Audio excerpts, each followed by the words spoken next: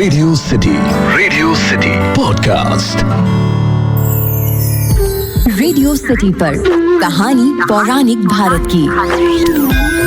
एक राजा मित्र और अपने मंत्री कैसे चुने, ये पूछा युधिष्ठिर ने पितामह भीष्म से। अखिल के साथ हैं आप रेडियो सिटी पर और ये है कहानी पौराणिक भारत की, एक ऐसा पॉडकास्ट जहां मैं आपके लिए रामायण, महाभारत, पुराणों से अलग अलग किस्से कहानियां लेकर आता हूं। और आज की ये कहानी आप महाभारत में पढ़ पाएंगे, जहां पर युधिष्ठिर कहते हैं, पितामह, जो छोटे से छोटा काम है उसे भी बिना किसी की सहायता के अकेले मनुष्य के द्वारा किया जाना कठिन हो जाता है। फिर राजा दूसरों की सहायता के बिना महान राज्य का संचालन कैसे कर सकता है। अतः राजा की सहायता के लिए जो सचिव हो, उसका स्वभाव और आचरण कैसा होना चाहिए, राजा कैसे मंत्री पर विश्वास करे और कैसे पर ना करे। तब भीष्म कहते हैं कि राजा के सहायक या मित्र 4 प्रकार के हैं: सहार्थ, भजमान, सहज और कृत्रिम। इनके सिवा राजा का एक 5वां मित्र धर्मात्मा पुरुष होता है। वो किसी एक का पक्षपाती नहीं होता, वो सिर्फ धर्म के पक्ष में ही रहता है और धर्म परायण रहता है। राजा को उसी का आश्रय ग्रहण करना चाहिए। राजा को अपने मित्रों की रक्षा में कभी असावधानी नहीं करनी चाहिए, क्योंकि असावधान राजा का सभी लोग तिरस्कार कर देते हैं। बुरा मनुष्य भला और भला मनुष्य बुरा हो जाता है। शत्रु भी मित्र बन जाते हैं और मित्र भी बिगड़ जाता है, क्योंकि मनुष्य का चित्त सदैव एक जैसा नहीं रहता। अतः उस पर किसी भी समय कोई भी विश्वास कैसे करेगा। इसीलिए जो प्रधान कार्य हो उसे अपनी आंखों के सामने पूरा कर देना चाहिए। किसी पर भी किया गया अत्यंत विश्वास धर्म और अर्थ दोनों का नाश करने वाला है।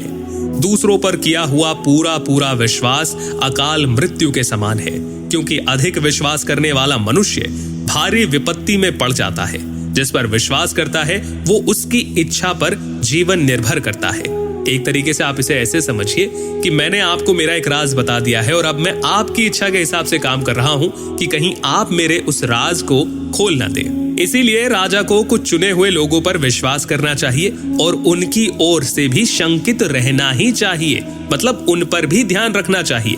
जो राजा की उन्नति से कभी तृप्त ना हो, बल्कि उसकी ओर उन्नति चाहता हो और अवनति होने पर दुखी हो जाए, यही उत्तम मित्र की पहचान बताई गई है। जिसके विषय में ऐसी मान्यता हो कि मेरे ना रहने पर ये भी नहीं रह पाएगा, उस पर पिता के समान विश्वास करना चाहिए। और जब अपनी वृद्धि हो तो यथाशक्ति उसे भी सब ओर से समृद्धशाली बनाना चाहिए। जो धर्म के कार्यों में भी राजा को सदा हानि से बचाने का प्रयत्न करता है तथा उसकी हानि से भयभीत हो उठता है, उसके इस स्वभाव को ही उत्तम मित्र का लक्षण बताया गया है। जो मित्र विपत्ति आने पर संभावना से सदा डरता रहता है और उसकी उन्नति देखकर मन ही मन ईर्ष्या करता है, ऐसे मित्र से दूर रहना चाहिए। जिसकी बुद्धि अच्छी हो, स्मरण शक्ति तेज हो, जो कार्य साधन में कुशल हो और स्वभाव से दयालु हो तथा कभी मान या अपमान हो जाने पर जिसके हृदय में द्वेष या दुर्भावना पैदा ना हो, ऐसा मनुष्य यदि आचार्य या मित्र हो तो उसे मंत्री बनाकर विशेष आदर सम्मान करना चाहिए। एक काम पर एक ही व्यक्ति को नियुक्त करना चाहिए, 2 या 3 को नहीं, क्योंकि वे आपस में एक दूसरे को सहन नहीं कर पाएंगे और हमेशा मतभेद बना रहेगा।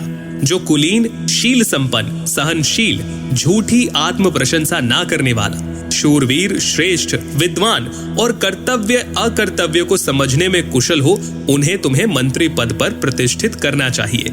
इन्हें इनकी योग्यता के अनुरूप कर्मों में पूरा अधिकार देकर लगा दिया जाए तो बड़े बड़े कार्यों को साधने में राजा तत्पर हो जाता है।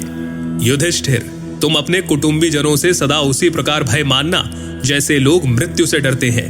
जिस प्रकार पड़ोसी राजा अपने पास के राजा की उन्नति नहीं देख सकता, उसी प्रकार एक कुटुंबी दूसरे कुटुंबी की भी उन्नति नहीं देख सकता। जो सरल कोमल स्वभाव वाला, उदार, लज्जाशील और सत्यवादी है, ऐसे राजा के विनाश का समर्थन कुटुंबी के सिवा दूसरा कोई कर ही नहीं सकता।